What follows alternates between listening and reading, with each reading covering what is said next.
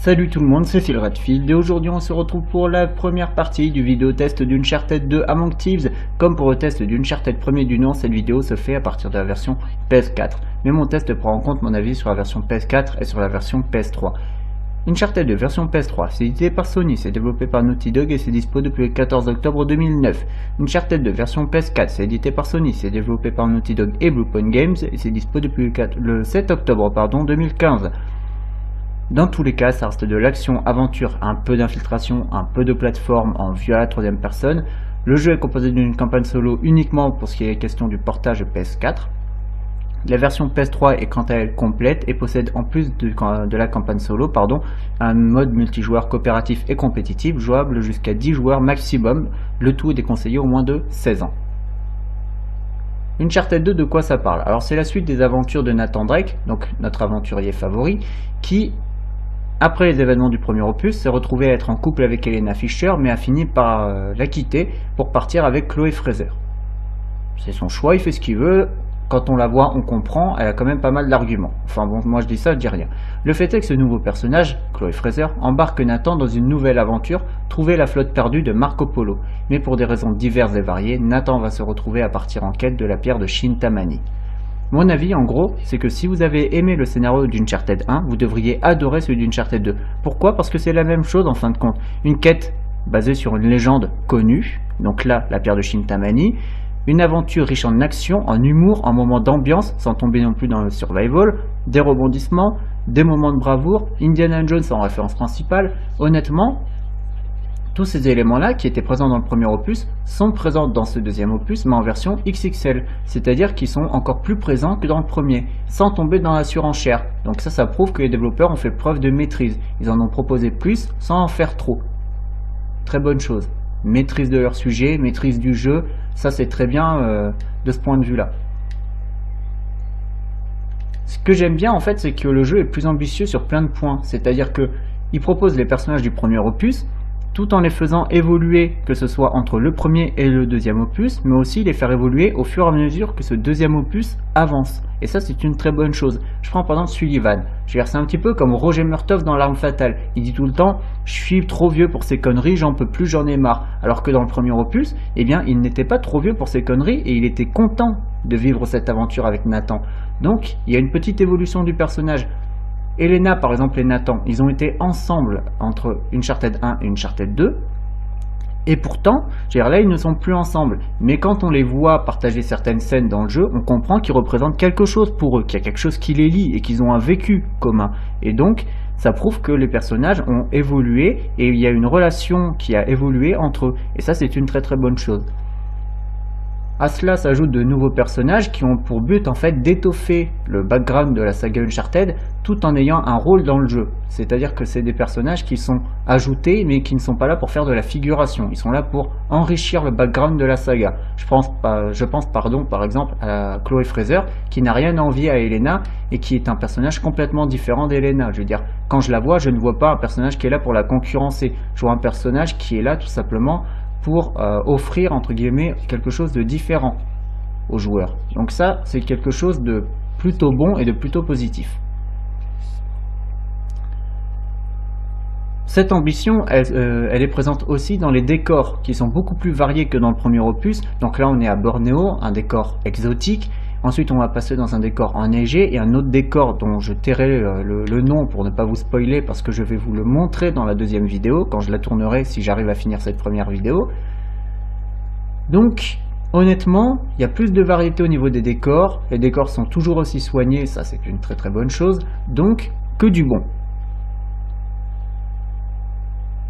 Moi j'ai deux choses à vous dire en fin de compte avant de finir de vous parler du scénario d'Uncharted 2. C'est tout simplement que le jeu est maîtrisé et tout ce qui a été ajouté a été bien fait et bien ajouté. Donc ça signifie que les développeurs savent maîtriser leur travail et qu'ils savent maîtriser leur jeu. Donc ça c'est le premier point. Le deuxième c'est, est-ce qu'il est possible de commencer la saga avec Uncharted 2? Parce que c'est une question qui est beaucoup revenue quand j'ai discuté avec des gens. Et à cette question je répondrai oui, tout simplement oui, parce que honnêtement, Uncharted 2, c'est un jeu qui est indépendant d'Uncharted 1, même si c'est une suite. Je veux dire, il a un début, un milieu et une fin. Et ce qui est important surtout, c'est que les personnages d'Uncharted 1, ils sont présentés d'une certaine manière. On a Nathan, l'aventurier un petit peu casse-cou, mais en même temps très courageux et qui se fout toujours dans des situations incroyables, mais qui s'en sort toujours. Sullivan, le baroudeur avec un certain vécu et assez drôle et qui a eu pas mal de conquêtes féminines. Donc, il y a vraiment les personnages qui sont établis d'une certaine manière dans le premier opus, et dans cette suite, ils sont représentés de cette manière-là. C'est-à-dire qu'on retrouve Nathan Drake, mais ceux qui n'ont pas fait le premier opus savent que c'est un aventurier casse-cou, ce genre de truc, parce qu'il est mis dans le jeu en valeur de cette manière-là. Donc, ceux qui n'ont pas fait le premier opus et qui ne savent pas qui est Nathan Drake, qui savent juste que c'est un aventurier, ils vont savoir quel est son caractère dès le début. Pareil pour Nathan, pareil pour Elena. Et ça, c'est une très bonne chose, parce que finalement, le jeu iconise, j'ai envie de dire, représente les personnages du premier opus. Donc ça, c'est une très bonne chose. Ceux qui n'ont pas fait peuvent commencer avec ce deuxième opus. Surtout que, comme je l'ai dit, il est indépendant du premier, donc il a un début, un milieu, une fin. C'est pas une suite directe. C'est ça que je veux dire. Donc, une fois de plus, un bon point.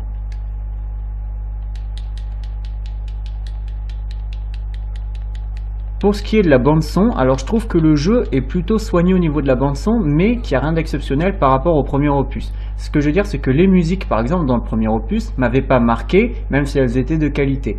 Je veux dire, je regrettais qu'elles n'étaient pas mémorables. Mais dans ce deuxième opus, ce n'est pas beaucoup mieux. Honnêtement, la seule musique qui m'avait marqué dans le premier opus, c'était le thème principal. Donc là, ce thème principal, il a évolué. Ce n'est plus le même, puisque ce n'est plus le même jeu, c'est la suite. Donc, thème principal différent, donc il faut tout reprendre du début, j'ai envie de dire. Eh bien, vous voyez, le thème principal de cette Uncharted 2 ne m'a pas marqué, alors que celui du premier, je peux vous le fredonner. Et c'est pareil en fait pour les autres musiques de cette Uncharted 2. Elles mettent bien en avant les différentes actions qui se passent dans le jeu, les séquences de découverte, les séquences d'humour, d'action, d'aventure, les séquences spectaculaires, mais je les ai pas trouvées mémorables. Elles sont de qualité, elles sont soignées, elles sont bien faites et elles sont bien emmenées. Mais honnêtement, je les ai pas trouvées mémorables et c'est ça que je regrette un petit peu. J'aurais aimé que les musiques soient plus soignées, en fait. Enfin, pas plus soignées dans le sens meilleur, mais plus soignées dans le sens mémorable. D'accord ? Comme dans le premier opus, en fin de compte. Il n'y a qu'une seule musique, moi, qui m'a marqué dans cette Uncharted 2, c'est celle qu'il y a à la fin du chapitre 4, donc celui qui suit ce chapitre-là, qui est le chapitre 3. Il y a une grosse scène de gunfight, en fait, dans un camp. Voilà, je dis ça très sommairement pour pas vous spoiler. Il y a une grosse scène de gunfight, et ce qui se passe en fait, c'est que cette scène, elle est très bien, hein, elle est très bien, et la musique qu'il y a dessus est vraiment excellente. Et honnêtement, c'est la seule musique du jeu qui m'a marqué. Toutes les autres, je les ai trouvées bien, elles mettent bien en valeur l'action, mais elles ne sont pas mémorables. Comme dans le premier opus en fait, il y a une musique mémorable, le reste c'est juste bien. Et soigné, mais pas mémorable. En ce qui concerne les bruitages, on est en terrain connu, c'est exactement les mêmes que ceux du premier opus. On retrouve les bruitages drôles des soldats quand on les tue ou quand on leur met une grenade près d'eux et que du coup ils explosent et qu'ils volent en l'air, quelque chose qui fait un petit peu référence au cri Willem sans être le cri Willem. Les armes, je trouve qu'elles manquent toujours d'impact, je veux dire... Voilà, toi t'auras plus mal aux dents. Je trouve qu'elle manque toujours d'impact. Je veux dire, quand j'entends les bruitages d'armes de Uncharted, je comprends pas pourquoi le mec qui meurt, j'ai l'impression de lui tirer dessus avec une arme à ventouse. Et c'est vrai que c'est quelque chose qui m'avait dérangé dans le premier. Ça me dérange toujours un petit peu dans ce deuxième opus. Bon, c'est pas dramatique, hein, je veux dire, c'est pas quelque chose de fondamentalement gênant. Mais c'est quand même un petit problème, je pense. J'aurais aimé que les bruitages d'armes gagnent en impact. Parce que c'est quelque chose qui m'avait dérangé dans le premier opus. La VF, alors elle était de qualité dans le premier opus, je l'avais mise en avant et je trouvais qu'elle était vraiment bien, que les mecs avaient très bien fait leur boulot, et honnêtement je trouve que dans cette suite, c'est dans la lignée du premier, c'est-à-dire les doubleurs des personnages du premier opus, Nathan, Sullivan et Elena, reviennent, donc ça c'est une très très bonne chose parce qu'ils avaient fait du très bon travail dans le premier opus. Les nouveaux personnages comme Chloé et Lazarevich et les autres ont un nouveau doubleur, forcément, vu que c'est des personnages qui n'étaient pas présents dans le premier opus. Et ces personnages-là ont eux aussi un très bon doublage. Donc ça donne une homogénéité au tout, puisqu'au final on se retrouve avec des personnages, connus ou pas connus, nouveaux ou anciens, qui ont tous un doublage excellent. Honnêtement, c'est une des meilleures VF que j'ai entendues dans le jeu vidéo depuis, allez, je vais dire 6 ou 7 ans. Donc, ça prouve quand même que les VF sont pas toujours pourris et que quand les doubleurs font bien leur boulot et s'accordent à faire du bon travail, eh bien ça donne un tout raisonnable. Et il faut aussi, ça donne un tout de qualité, un tout raisonnable, n'importe quoi. Ça donne un tout de qualité et pour ça, bravo, parce que franchement, honnêtement, il y a souvent des VF qui sont un petit peu inégales. Il y a souvent des doubleurs qui font bien leur boulot et d'autres un petit peu moins. Et là, franchement, le tout est homogène. Tout le monde fait bien son boulot. Toutes les voix sont bien choisies. Tous les doubleurs sont bien choisis. Donc, c'est que du positif. Et là-dessus, je tiens à dire bravo à ceux qui ont fait le doublage. En revanche, je tiens à signaler qu'il y a parfois des petits bugs sonores. Alors, c'est pour ça que je voulais faire aussi cette première vidéo dans ce niveau-là, parce que cette vidéo commence en fait, et puis il y a une petite cutscene qui s'est enclenchée peu de temps après que j'ai commencé, dans laquelle on voit Nathan dire à Sullivan n'appuie pas sur ce bouton, et Sullivan il montre le bouton et il fait celui-là et ensuite il rigole, et le rire est répété 2 fois en fait, ça fait et en fait on sent qu'il y a une sorte, on a l'impression qu'ils ont remis le même rire 2 fois plutôt que demander au mec de rire plus longtemps. J'ai trouvé ça bizarre en fait, c'est un bug sonore qui était déjà sur la version PS3 et je pensais qu'il allait être corrigé et il a jamais été corrigé, et sur cette version PS4 il a jamais été corrigé non plus, et je trouve ça bizarre, dommage, parce que c'est vrai qu'au niveau de la bande son, même si les musiques je veux dire sont pas mémorables et même si les bruitages je veux dire sont exactement les mêmes que ceux du premier opus, c'est quand même très très soigné, donc c'est vrai que je trouve ça bizarre que ce bug existe, qu'il soit là. Sur un plan purement technique, alors j'ai trouvé le jeu sur PlayStation 3 très très beau, vraiment super beau. Il n'y avait pas d'aliasing dans cette Uncharted 2 sur PS3 alors qu'il y en avait sur la version PS3 du premier opus. Il n'y a pas non plus de trucs ratés, c'est-à-dire que les explosions qui étaient ratées dans le premier opus sont réussies dans ce deuxième opus.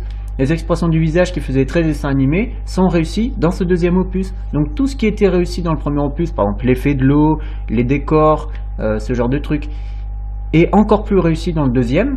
Et tout ce qui était raté dans le premier opus techniquement, donc les visages à mon sens qui avaient des expressions cartoonesques, et le fait qu'il y avait de l'aliasing et quelques trucs qui étaient grossiers comme les explosions, eh bien c'est corrigé dans ce deuxième opus. Donc c'est quand même une très très bonne chose. Ça prouve que les développeurs ont voulu faire quelque chose d'encore meilleur que le premier, pas uniquement au niveau du scénario mais aussi au niveau de la technique. Tout ce qui n'allait pas dans le premier, ils ont fait en sorte de le corriger dans ce deuxième opus. Je tiens à souligner que j'avais dit que les effets d'eau étaient très réussis dans le premier, je le pense toujours, c'est toujours le cas, mais dans ce deuxième opus, il y a aussi des effets de neige qui sont ajoutés, et je trouve qu'ils sont au moins aussi réussis que les effets d'eau. Alors, par exemple, si vous faites une roulade dans la neige, eh bien votre personnage va être recouvert de neige. Alors, il va en avoir sur les épaules, sur le dos, sur le visage, ça va être assez bien fait, et je trouve que c'est une très bonne chose. Sur PS3, le jeu tourne à 30 images secondes, et c'est stable, j'ai jamais eu de chute de framerate, donc c'est une très bonne chose. Sur PS4, je trouve que le portage est très bien fait, le jeu est très beau, franchement il n'a pas vieilli, en tout cas pas aussi mal vieilli que le premier Uncharted. Il y a quelques trucs qui montrent que le premier Uncharted était vraiment un jeu de Play 3, là on voit que c'est quand même un jeu de Play 3, que c'est un portage, mais ça se voit moins, parce que franchement on sent quand même que les mecs ils étaient vraiment dans le futur, sur un plan purement technique quand ils ont fait Uncharted 2, et c'est vrai que putain, j'ai cru que j'allais jamais l'avoir lui. Quand ils ont fait Uncharted 2, on sent que les mecs ils avaient poussé la PS3 au maximum de ce qu'ils avaient réussi à faire à l'époque, et c'est vrai que là on voit vraiment que les mecs avaient voulu faire quelque chose de super, et puis sérieux ça se voit, ça se sent, c'est techniquement le portage est de qualité, mais en plus de ça le jeu reste encore très très beau. Et il tourne à 60 images constantes, ça offre vraiment un confort non négligeable. Donc que dire si ce n'est que Uncharted 2 version PS3 c'est beau, et Uncharted 2 version PS4 ça rend parfaitement hommage au travail des développeurs qui a été fait sur la version PlayStation 3. On voit vraiment que les mecs ils avaient voulu faire un jeu magnifique et qu'ils avaient réussi, et là ça se voit encore. On voit quand même que c'est un portage, mais moins que dans le premier, je trouve. Écoutez, je vous remercie d'avoir regardé cette première partie. Je vous dis à tout de suite pour la seconde partie dans un nouvel environnement. Portez-vous bien, jouez Uncharted et kiffez les jeux vidéo. Salut!